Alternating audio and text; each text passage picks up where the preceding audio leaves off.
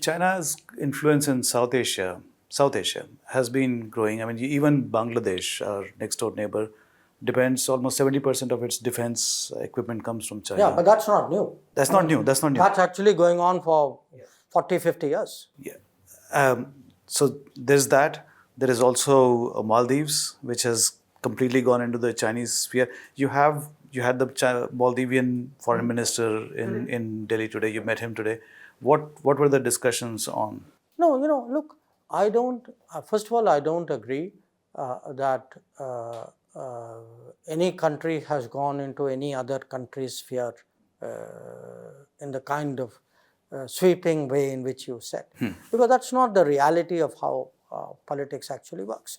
I mean, today, for example, I had a discussion with my counterpart from Maldives, and the takeaway from that discussion is we have the reality of being two neighbors next door to each other, and we have to get along with each other.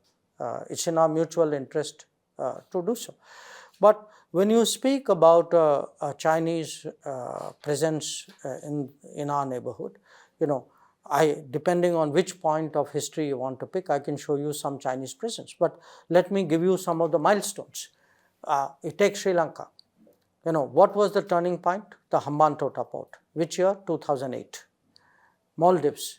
What was the turning point? When one of our companies was removed from the airport project. Which year? I think 2011.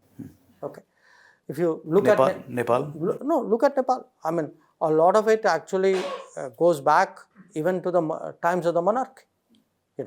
So even Bangladesh, I mean, under Ziaur Rahman and Irshad, and in fact during the BNP government, you actually had as you yourself said, in fact, if you look at our neighbors, many of them have a long history of getting weapons from China. Sri Lanka, Bangladesh, to cite two examples, they didn't start buying anything last 10 years. They've been buying for many decades. So we need to be, I think, A, accurate, and B, we need to be confident. Look, I am clear that international politics, international relations is competitive. I have a neighbor like China. I have to learn to compete. By my complaining, China is not going to stop doing things. And if I do not build up my strength at home, our foreign policy will be as good as our domestic policy. It's a function of our domestic policy.